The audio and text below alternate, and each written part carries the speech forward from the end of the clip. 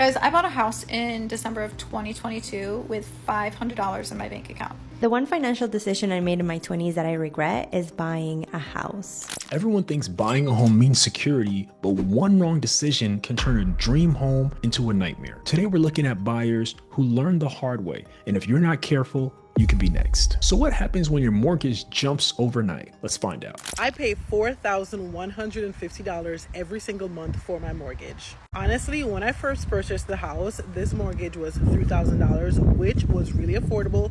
We have a 4-bedroom, 3-bathroom house in South Florida. However, after the first year, they increased the mortgage by $600 because it's a new build and they didn't properly account for taxes. Now, this is something that typically happens to homeowners who get new builds here in Florida. It's just something that we didn't know about until it happened to us. A year after that, they increased it to $4,150. So we've been in this house for 2 years, and that is our current mortgage. And we've been paying that mortgage rate since, I believe, October of last year. Actually, it was 6 months later that they increased it, not a whole year. Saying this to say, I am ready to get out of this mortgage just because I just had a baby and I really want to stay home with her.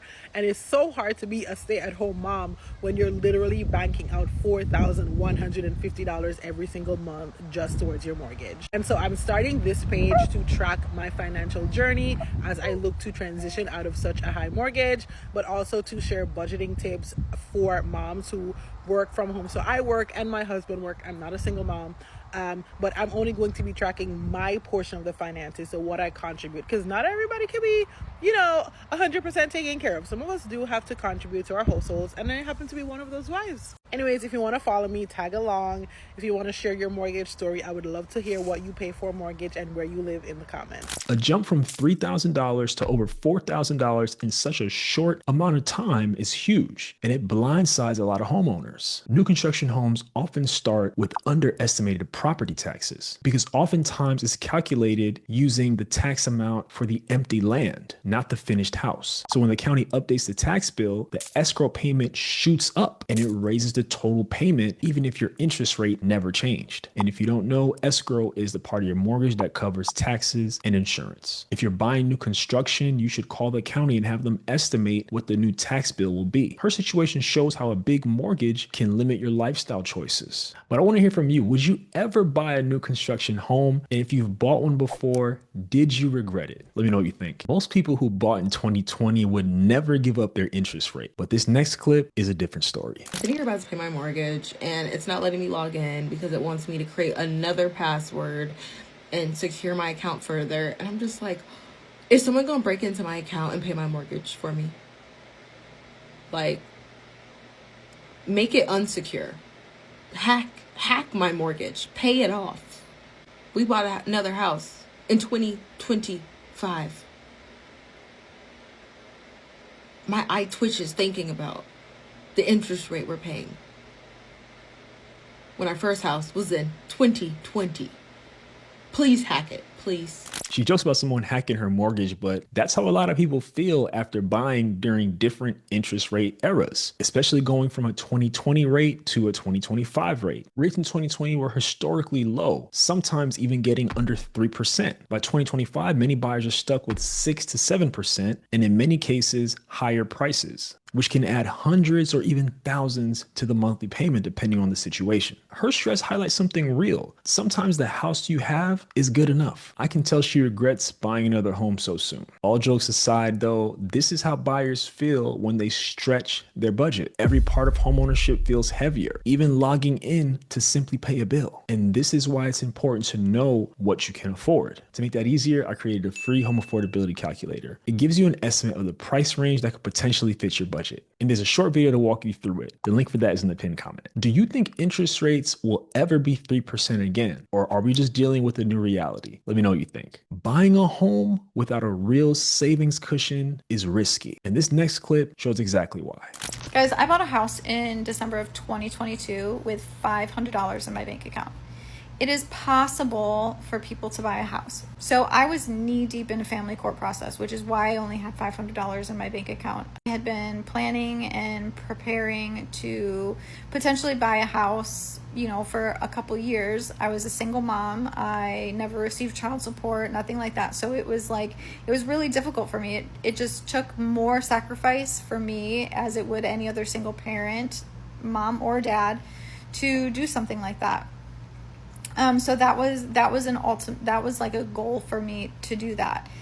And every couple of years, what I would do is I would like contact a bank and see like where my credit was at, like what do I need to start aligning in order to make this dream a reality. And there was one day that I was just kind of searching for low down payment / no down payment home loan options.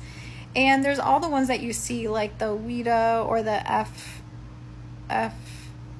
something with an F, I don't know, the one that you need like 15 or 20% down. And that was always my goal, was for that one. But even 20%, 15 or 20% is so much money. And with like how expensive everything is, family core, raising a kid, like almost impossible, right? But then I came across the USDA loan. And I truly, honestly didn't think that I would get approved for it. But where there's a will, there's a way.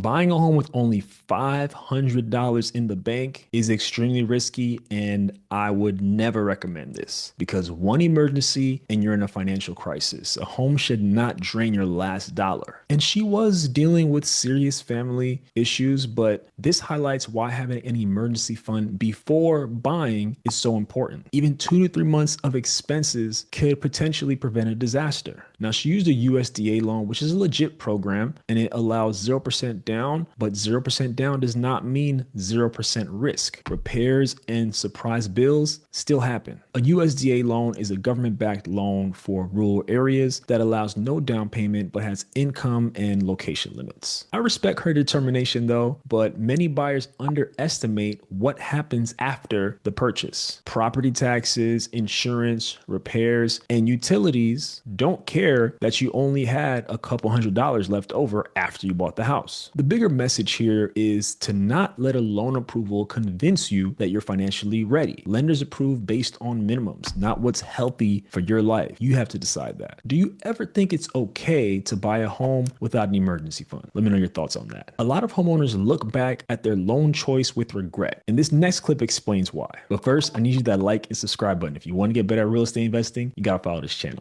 These are all of the things that I should have considered as somebody who has done the home buying process a couple of times.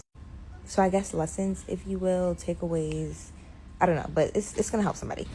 Number one, first and foremost, I would not have participated in the FHA program. I know FHA is really good for like first time home buyers. They market it like, oh my God, it's here to help you. But as with everything in real estate, whatever's there to help you has strings attached. And the FHA program is definitely one of those things. Specifically, mortgage insurance. Mortgage insurance is insurance that you essentially pay for in case like you default on your loan. And that is a cost that is just factored into your mortgage payment. Typically, this cost falls off of your loan after you've reached 80%. I know it definitely has to fall off at 78%. But with the FHA loan, it never falls off. So if you end up renting your spot, which I have, that is a cost that you have to carry for the life of the loan, essentially. You could put more money down, I think 10%, or like 11% to not have the mortgage insurance for more than 5 years, but it's like at that point you should just go conventional. So big takeaway, just go conventional. I do get where she's coming from, but saying that she never used FHA is a little too broad. FHA isn't a bad program. You just have to understand the trade-offs, as with anything. She's right that the FHA mortgage insurance works differently. If you put less than 10% down, the mortgage insurance never falls off on its own. The only way to remove it is to refinance into a conventional loan. If you don't know, mortgage insurance is an extra fee you pay to protect the lender in the event that you stop paying your loan. So FHA isn't dangerous. It's designed for buyers with lower credit or less savings. It helps a lot of people get into a home when a conventional loan isn't an option for whatever reason. The real lesson here is not to necessarily avoid FHA, but to run the numbers. Depending on your credit, your income, and savings, FHA may be the more affordable upfront option, and you might be able to refinance later to remove the private mortgage insurance or PMI if it makes sense. And her experience shows why it's important to understand the lifetime cost of your loan and not just your monthly payment. So I'm glad that she shared her experience. So in this next clip, she talks about what she wished she'd done differently as far as her interest rate. Number 2. Now, this is for my most recent transaction. I would have brought down my interest rate. Gone are the days of 2, 3, 2.5%. That is not normal. We are not seeing that again. At least, let me not say that. I might see it again, but I'm not gonna look like this when I see it again. And that's okay. What I should have done and what I always recommend is to buy down your rate. I got a lump sum of money from the seller, and I was like, oh, bet, I'm gonna just put that to closing costs. Looking back, I should have used that closing credit that I got to buy points to lower my interest rate and just brought the money to close as cash. That would have saved me so much more money instead of paying what I'm paying right now for a monthly rate and hoping to refinance. God knows when that will be. So big takeaway, don't tell yourself, yeah, I'm just gonna get in the house and then, I'll refinance. Realtors love to say that, I'll just refinance. The market needs to be good enough for you to actually refinance. So make sure from jump, your deal is good and you can actually survive that for the next 30 years or however long your loan lasts. Be comfortable from the beginning. Buying down your interest rate can make a huge difference, especially in today's market, but you have to look at the math and not just the idea. A rate buy down could be worth it if you plan to stay in the home long enough to benefit from it. Seller's credits are a great opportunity, but using all of it for closing costs isn't always the smartest move. It just depends on your situation. Buying points means paying up front to lower your interest rate. She's right that refinancing is not guaranteed, and it's something that I say all the time. Rates have to drop and your income and credit have to qualify. The property also has to appraise high enough. You can't and you shouldn't buy a home assuming a future refinance will save you from a bad decision you're making today. I believe the safer strategy is what she said at the end. Make sure your deal works from day one. Your payment should be something that you can live with long term, not something that you can tolerate while hoping rates come down or you come into some huge amount of money. That's not life. Is this a payment you can handle if rates don't drop for many years? Ask yourself that. Sometimes homeownership isn't always cracked up to be, and this next clip shows exactly why. I think I fully regret buying a house now. It's not the worst choice I ever made, but it's so expensive. But at the same time, it's exactly what rent would be costing me anyways. I'm almost an hour away from where I want to be and almost an hour away from work. It's a lot of upkeep, a lot of maintenance. I feel like the housing market could crash at any minute, and interest rates were high when I bought it, and so were prices. I rationalized it by telling myself, well, it's the same amount as rent, and I should get something back out of it at the end of the day. Which honestly, at this point, might not even be true. And I'm far away from everything, and I have an hour-long commute, and I'm tired, and I'm in a 3-bedroom house, and I live alone. I'm very thankful that I'm able to do this. Don't get me wrong. I just don't know if it was the right choice, and I'm stressing over it right now, and I've only been here for 8 months. I don't know what to do. Everything he's feeling is extremely common. A lot of new homeowners regret their purchase in the first year because the reality doesn't match the dream all the time. And he bought during a tough time, high prices, high interest rates, and he has a very long commute. When you stack all those things together, the emotional weight can hit fast, especially if you live alone in a bigger home than you might need. He's convinced himself that it's the same as rent, so at least he'll get something back, and eventually he probably will. He'll build his equity and things will be good, and hopefully he grows to like the place. So I think he should hold on and see what happens in the future. But his situation highlights why it's so important to think beyond the price. Where is the home? How long is the commute? Does the space fit your lifestyle? Can you maintain it emotionally and financially? These are all things to consider, and they're all just as important as the mortgage itself. So do you ever think it makes sense to buy a home in a location you don't like, or have you done that before? I'd love to hear from you. Now, many people often don't think about how much a good realtor matters until you get stuck with a bad one. And that's exactly what happened in this next clip. The one financial decision I made in my 20s that I regret is buying a house. But it's probably not for the reasons you think. We didn't buy anything huge. We actually just bought half of what the bank said we could afford. They always try to push you into like the biggest mortgage possible. But I was like, if we can't pay all of our bills with a single salary, then I'm not buying it. But here's why I still regret it. First of all, we were very young, 24 years old. We really didn't know anything about anything, even though we tried to do our homework as much as possible and research and learn as much as we could. But because we don't know much, we trusted our realtor.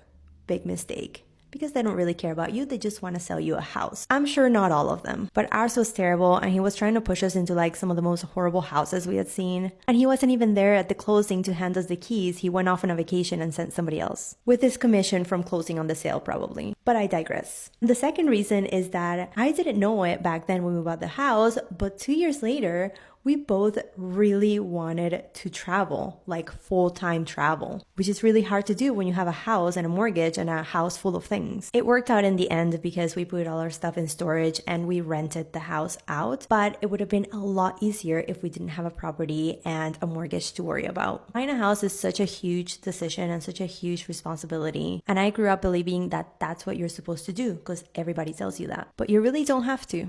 A lot of people regret buying a home, not because the house was bad, but because the timing didn't match their lifestyle. Buying at 24 years old when you don't know your long-term plans can easily lead to this situation. And I respect that they only bought half of what the bank approved them for. Most people do the complete opposite. But even then, the biggest mistake wasn't the price. It was not being clear on whether home ownership fit the life they actually wanted. The experience with the realtor shows why you need to interview agents and ask many questions and work with people who actually listen to your goals. The travel part is huge for some people. Homeownership is a responsibility, like we all know, and it's a big one. You have your mortgage, maintenance, repairs, utilities, insurance, and so on. If you want the freedom to travel and move often, sometimes renting makes a lot more sense, especially when you're younger. Don't buy a home just because people say you're supposed to. Buy a home because it fits your budget, your lifestyle, and your future. But do you think there's an age when it's too young to buy a house? Let me know what you think. Now let's talk about the kind of home buying mistakes that can trap you without you even realizing it. I don't know who needs to hear this, but your dream home might be a trap and nobody's going to stop you from buying it. So to help stop that from happening, here are the 3 top regrets that I hear from first-time home buyers. Regret numero uno, waiving inspections just to win the home. This might sound like a good idea, especially in a hot market where there's tons of competition. Yeah, waiving your inspection might help you win the house. But yeah, congratulations, because you also might have inherited a leaky roof, black mold behind the walls, a termite infestation,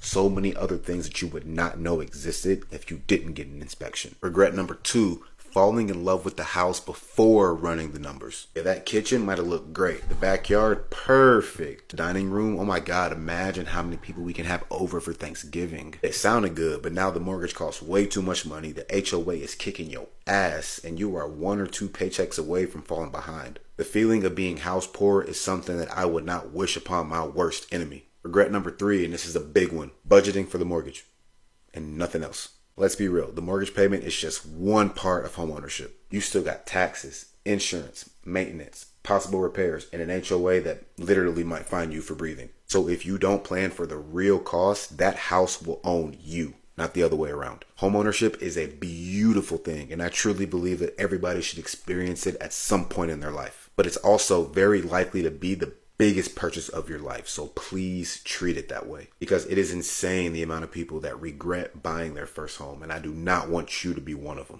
Everything he's saying is spot on. Your dream home can be a trap if you don't slow down. The market won't protect you, and neither will the seller. You have to protect yourself at all times. Waiving inspections is one of the fastest ways to turn a house into an absolute nightmare. The inspection is going to tell you what's wrong with the home. If there's roof issues, mold, plumbing, electric hazards, so on and so forth. And without it, you're essentially buying blind. And most people should not be buying in that way. Falling in love with the home before running the numbers is how people become house poor. The kitchen might be beautiful, but that doesn't matter if the mortgage and the HOA fees and the utilities leave you with nothing left over at the end of the month. Budgeting only for the mortgage is a huge mistake. You still have taxes, insurance, maintenance, repairs, and the list goes on. If you don't account for those things, the home starts to own you instead of you owning the home. It's recommended to save 1% of your home's value per year for maintenance as a starting point. Buying a home is one of the biggest financial decisions that most people will ever make. And as we saw today, it's easy to get caught up in the moment and overlook what actually matters most. A lot of these buyers were not necessarily irresponsible. They were navigating a complicated system without having the right guidance or the right numbers. The house you choose, the loan you choose, and the timing you choose, they all have to fit into your real life, not the life you hope to have someday. And you don't win in real estate by rushing. You win by being informed, by being honest about your budget, by surrounding yourself with people who know what they're doing. So if you're buying or thinking about buying in the next year, there are 2 things that can help you avoid some of the mistakes we learned about today. My free home affordability calculator helps you get a potential price range based on your actual budget. And there's a quick walkthrough video so you know exactly how to use it. If you're interested in that, you can find it in the pinned comment of the video. If you need a trustworthy agent anywhere in the country, fill out the form in the pinned comment and I'll connect you with someone who actually listens, communicates, and knows their market. At the end of the day, homeownership can be an incredible tool for building long-term stability, but only if you buy the right home at the right time for the right reasons. So take your time, do your research, and avoid becoming the next regret video on the internet. Now that you know about bad home buying decisions, I want you to learn about why homeowners are having a hard time selling their homes. Check out this video right here.